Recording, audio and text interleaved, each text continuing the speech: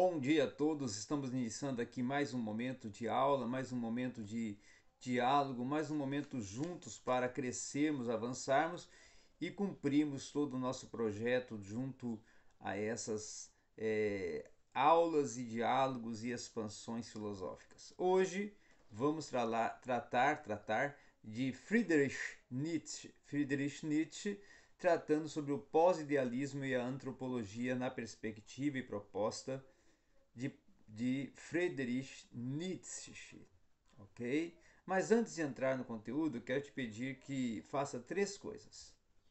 Primeiro, se inscreva no canal se não é inscrito. Segundo, venha a dar sempre o seu like contribuidor aí, o joinha, tá? E terceiro, compartilhe o conteúdo para crescermos mais, ok? Bom, quando nós falamos de pós-idealismo e de antropologia na perspectiva de Friedrich Nietzsche, nós estamos falando que o pensamento pós-idealista ele vai aparecer justamente como uma crítica radical à tradição metafísica, que vai oferecer inclusive concepções naturalizadas no lugar das velhas teorias já propostas. E até mesmo como uma transformação do pensamento a partir de um reconhecimento do corpo, da natureza e da sensibilidade, é que é possível se perceber essa tendência pós-idealista que está ligada à velha tradição idealista pela formação de um terreno seguro que irá oferecer os fundamentos para explicar o que é o ser humano.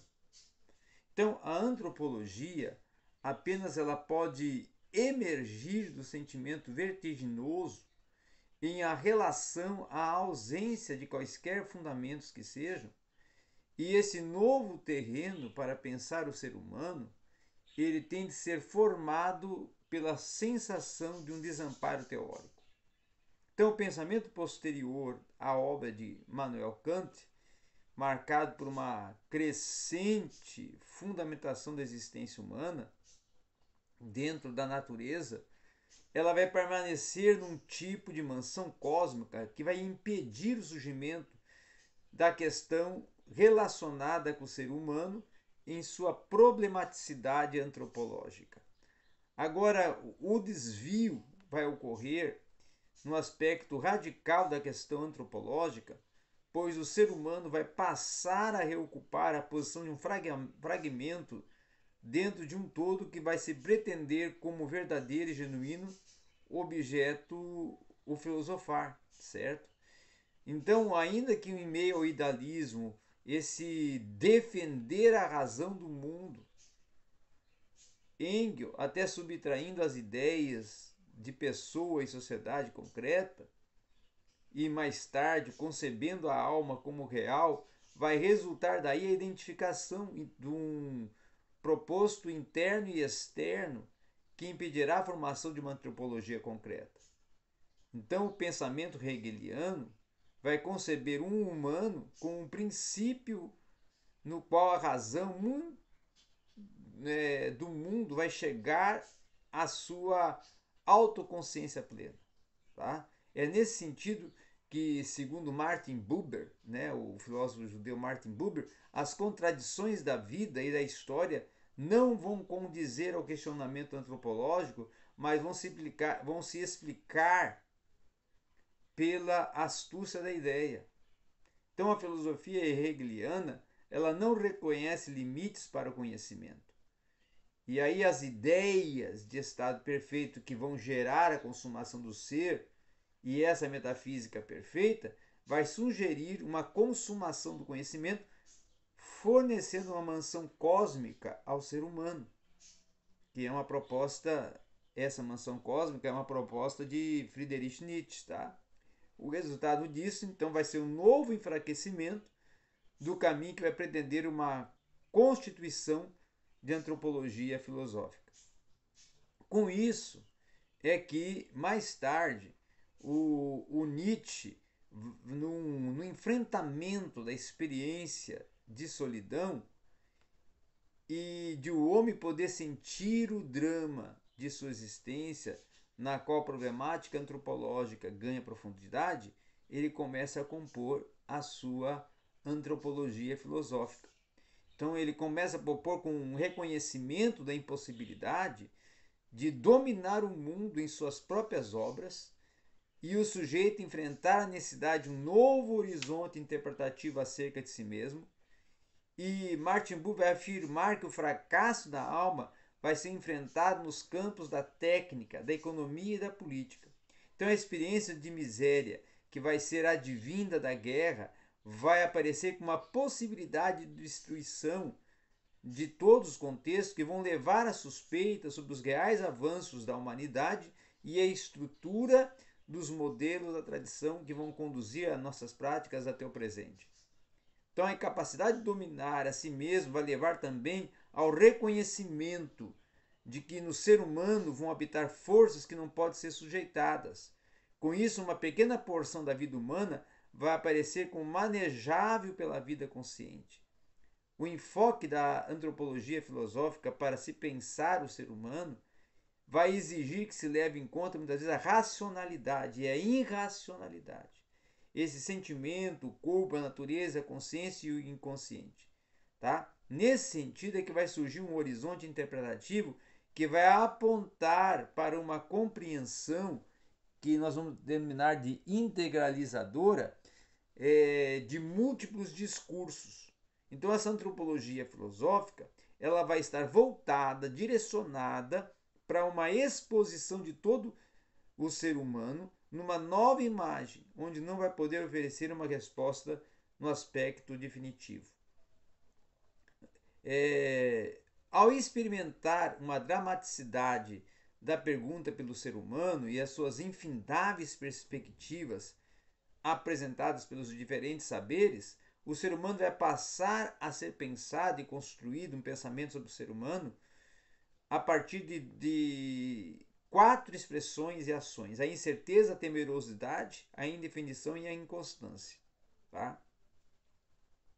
As primeiras décadas do século XX vão ser evidências como ponto central de uma problemática filosófica que o interesse pelos problemas de uma antropologia filosófica, a partir de Scaler, que vai constatar que em sua época, além de filósofos, também biólogos, médicos, psicólogos e sociólogos vão procurar por uma nova imagem de uma constituição essencial do ser humano. Então, segundo Scaler, esse interesse, que é um interesse renovado pelo tema do ser humano, vai ter sua especificidade problemática, tá? Delineada em uma crise nas ciências humanas que vai ocorrer no pensamento moderno. E Friedrich Nietzsche vai defender que a impossibilidade de um posicionamento consensual acerca do que é humano se dá segundo o próprio fundamento de unificação das diferentes perspectivas sobre essa questão do humano. Tá?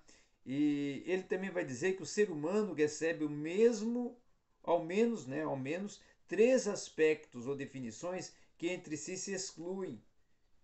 Uma é não reconhecer a possibilidade da conciliação de perspectivas, ou seja, o ser humano, concebido pela tradição judaico-cristã, Adão e Eva, criação, paraíso e queda, tá?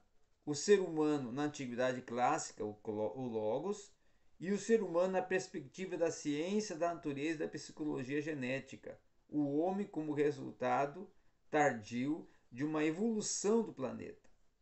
Então, conforme afirmará o autor, nesse aspecto da antropologia filosófica, vai se escrever uma tarefa de procurar aquele posicionamento ontológico que é essencial a partir das diferentes visões que são apresentadas pelas múltiplas ciências, né?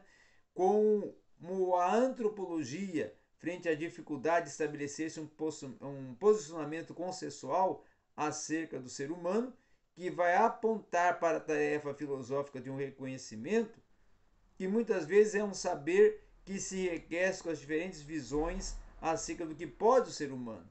Tá? Então, o cenário do desenvolvimento da antropologia filosófica, ele muitas vezes é fundamentalmente problemático, porque ele significa o quê? um saber a partir de uma questão que vai permanecer aberta. Justamente por não ser possível encontrar uma definição de ser humano, é que essa antropologia vai valer-se de todas as visões como diferentes ângulos acerca do mesmo problema.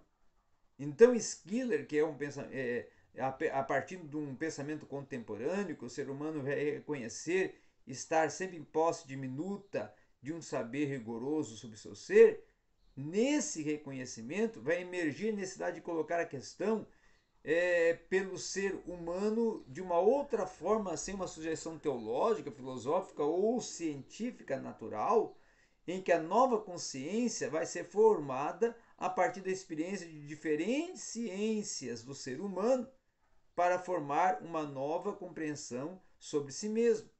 Então, essa crise em decorrência de um amplo movimento, de uma suspeita em relação às possibilidades no desenvolvimento da humanidade a partir de uma racionalidade das ciências, essa emergência do corpo e da sensibilidade como fontes de experiência até, vamos dizer assim, filosófica, vão fornecer os novos contornos ao pensamento humano, juntando essa suspeita em uma relação aos ideais da razão e da ciência.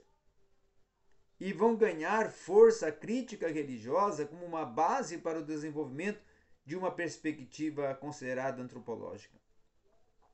Então, o homem vai apresentar como traço natural a religião, mas o pensamento moderno vai dar início a um processo crítico implacável que vai mostrar como a religião, principalmente através do cristianismo, vai arrancar o indivíduo da natureza e de si mesmo.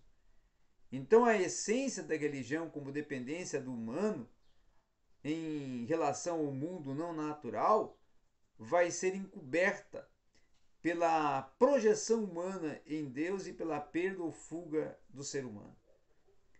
E nesse pensar a instalação da crise, como pensar a raiz do drama humano, como a necessidade até de encarar a si mesmo, vai topar consigo mesmo uma formação de uma nova perspectiva filosófica. Esse sentimento de fracasso diante da razão e o sentimento de solidão nessa natureza da fraqueza e da impotência do corpo pela sua finitude e sua incapacidade até de acessar a verdade, a origem, a essência do mundo e até de si mesmo, vai levar também o ser humano a se recolocar como um problema fundamental a si mesmo. Então, essa essência especial, considerada metafísica, universal e imortal, passageira e também efêmera, a partir de uma crise, ela vai pensar em enfrentar uma tensidade de um filosofar que não vai poder gerar um sistema apenas fragmentos textuais de experiências vividas. Então, essa marca antropológica, essa busca do conhecimento de si mesmo, vai dizer que todo investido intelectual no mundo, ela vai ser uma expressão da vontade de conhecer a si mesmo. E olhar para o mundo é olhar para si. Então o conhecimento ele tem limites, pois não pode expor o humano em sua inteireza. E no ser humano se torna reconhecida uma parte fundamental que não é acessível à razão. Então o indivíduo só pode ser descrito pela consciência e vai significar que tudo que é gerado como conhecimento antes vai ser traduzido pela consciência. E também vai significar dizer que a consciência não vai ter capacidade absoluta de expor o ser humano. Aí uma importante base fundamental vai causar um obscurecer fora de todo acesso intelectual nessa base pulsante da vida. Toda e qualquer observação empírica vai se tornar ineficaz na tentativa de expor o ser humano apenas por uma relação dialógica de polos distintos que serão possíveis para adentrar a própria natureza humana.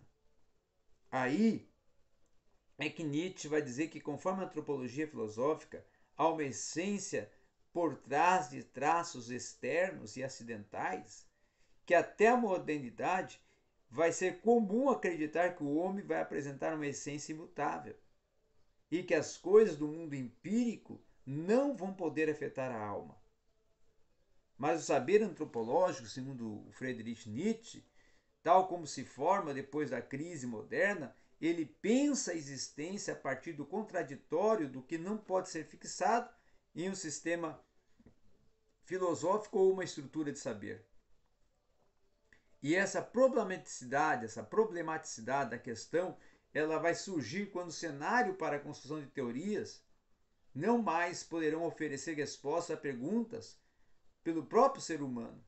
E a partir disso é que vai se ver a necessidade de uma construção de uma imagem do humano em bases até pouco sólidas, que com o sentimento de um fracasso da tradição e a dissolução das velhas teorias vão criar um terreno fértil para uma nova forma de pensar, na qual uma crise vai anteceder o florescimento de uma nova imagem do ser humano. Então, em Nietzsche, nós vamos encontrar as noções de um ser humano que vai sofrer as determinações do mundo, sem vir a concebê-las, no entanto, como um ser definido na natureza.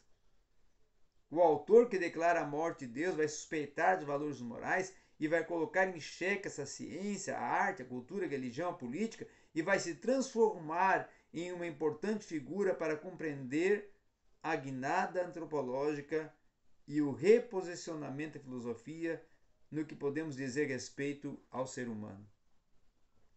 Pensando a existência a partir dessa experiência do mais alto e do mais baixo, é que nós vamos considerar a questão da dieta, do lugar e desses lazeres na manutenção e desenvolvimento da vida, como o que Nietzsche vai conferir, dizendo que o corpo possui uma posição de base para pensar o ser humano.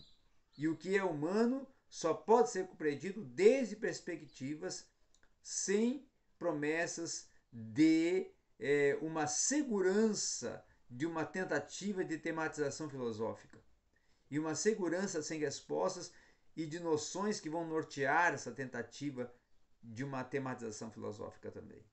Então, aí que vai surgir um caráter que nós podemos dizer transitório e efêmero, que irá formar um novo horizonte para se pensar o ser humano. E pensar o humano vai envolver sentido em uma transitoriedade. Então, nesse sentido, pensar, ele sempre vai poder ser uma aproximação da vida, mas nunca um conceito. Tá? Nietzsche vai dizer também que todo pensamento é um tipo de falseamento da própria vida, uma tensão necessária da natureza humana.